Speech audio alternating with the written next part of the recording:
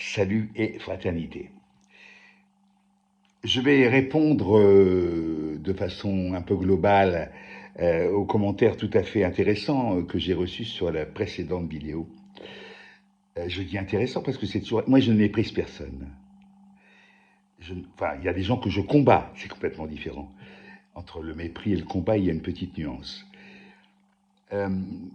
Mais avant de répondre, je vais dire ce qui, moi, me paraît intéressant, en tout cas de mon point de vue, et qui peut peut-être nous rassembler. Il s'agit de savoir si on peut être d'accord sur une grande idée, une grande histoire, une grande aventure de gauche radicale, pas molle, pas social-démocrate, une gauche radicale, pas forcément LFI, en accord avec notamment le respect de l'environnement. La défense de l'environnement, c'est important parce qu'on risque de le subir. La colère de la nature risque de nous tomber sur la gueule. Ouverte, une gauche radicale ouverte à tout, aux BRICS, ouverte aux BRICS, c'est-à-dire au Grand Sud, qui est en train d'avancer. Et il ne faudrait pas retomber dans les erreurs d'un néocolonialisme qui, pour le coup, n'est plus du tout de saison. Et essayer aussi d'entrevoir d'abord de nouveaux rapports humains, sociaux, à la fois économiques, et évidemment plutôt libertaire, c'est-à-dire qui n'est pas dogmatique et qui accueille les idées venues de partout, à condition qu'elles rentrent dans, en gros, dans les principes de la République, c'est-à-dire liberté, égalité, fraternité, mais au sens strict, pas en ergotant, pas en allant chercher des excuses pour ne pas appliquer. Essayez vraiment de jouer le jeu.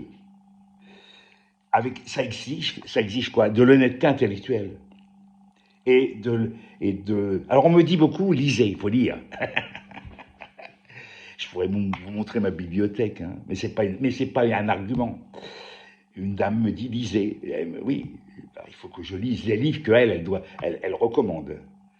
Hier, j'ai eu affaire à un catholique. Avant, il était témoin de Jéhovah. Donc ça donne une idée donc quand on lui parle des pédophiles dans l'Église catholique, il dit que ça c'est Dieu qui met à l'épreuve ses brebis et ses bergers. D'accord? Mais ça n'est pas aussi ridicule que ça en a l'air. Parce que quand on me dit à moi que mon logiciel sur le Parti communiste date de 30 ans, désolé, mais moi j'ai pas suivi l'aggiornamento. J'ai pas adhéré. Il fallait que je suive quoi? Il fallait que je suive qui?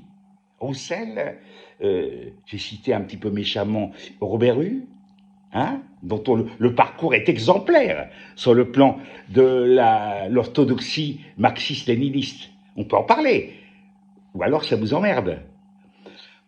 Parce que, voilà, c'est-à-dire que moi, je n'ai pas le droit de faire une mise à jour, de remettre en question l'histoire du Parti communiste français. Apparemment, je n'ai pas le droit. Vous avez le droit, certains d'entre vous, vous avez le droit parfaitement de rappeler le passé divers et varié de certains militants, et notamment de Mélenchon. Mélenchon, c'est quasiment... Je sais pas, qu'est-ce qu'il a fait? Il a vendu Jeanne d'Arc aux Anglais, il a bradé l'Alsace-Lorraine aux Allemands. Faut être sérieux, un peu. Il a une histoire. Moi, j'ai une histoire. Vous avez tous une histoire. Allez voir dans votre histoire. Puis après, on peut confronter nos histoires. Il y a une dame qui me parle de la monarchie. D'accord, pourquoi pas? Tout était bien avant la Révolution. Tout était merveilleux avant la Révolution. C'est elle qui le dit, c'est pas moi.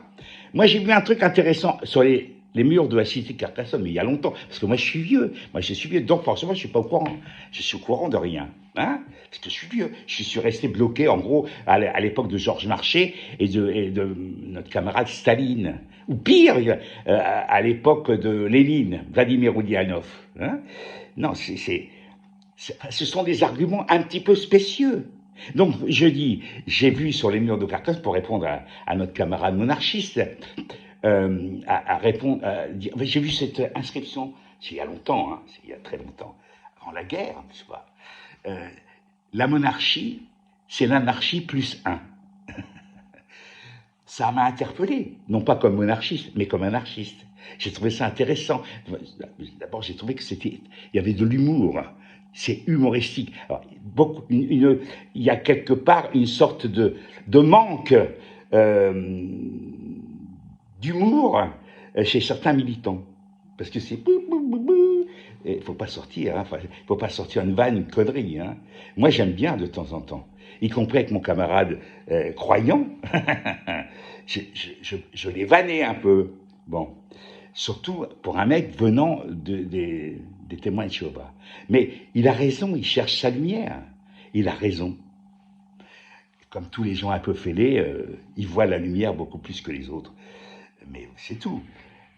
Alors maintenant, quand des gens, parmi ceux qui m'ont répondu, enfin qui ont posté un commentaire, je regrette un petit peu de lire en gros des ressucés de ce que balancent tous les jours les médias mainstream de milliardaires fachos au sujet de la France insoumise.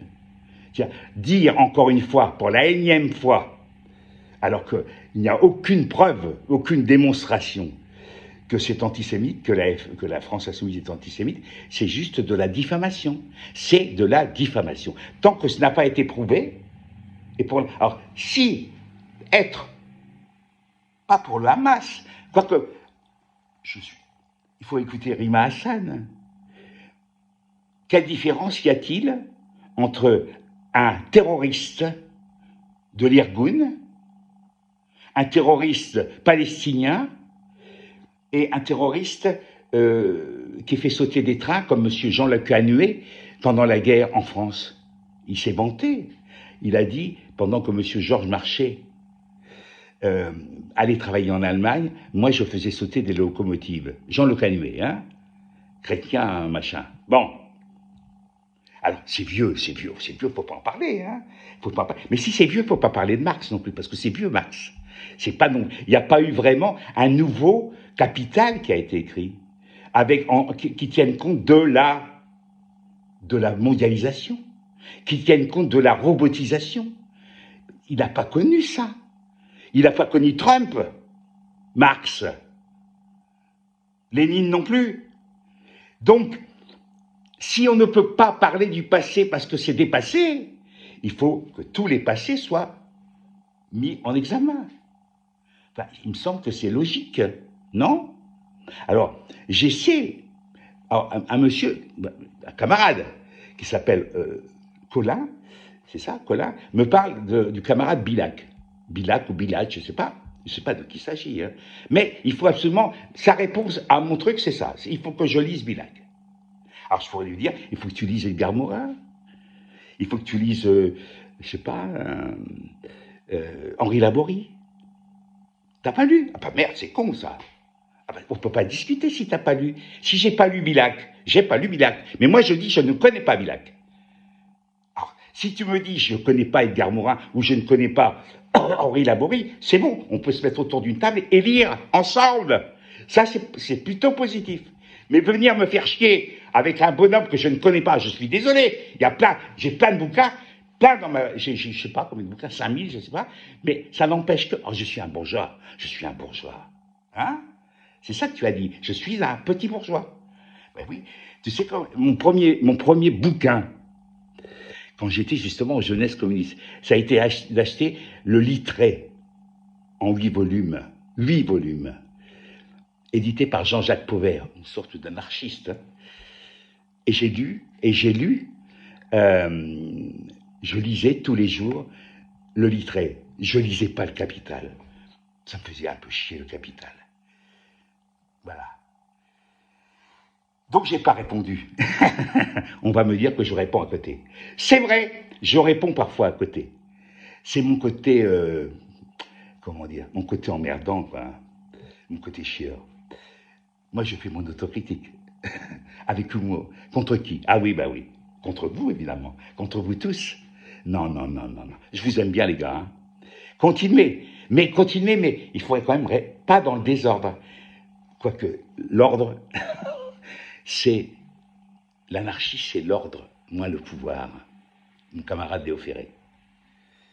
Hein? Hasta Victoria!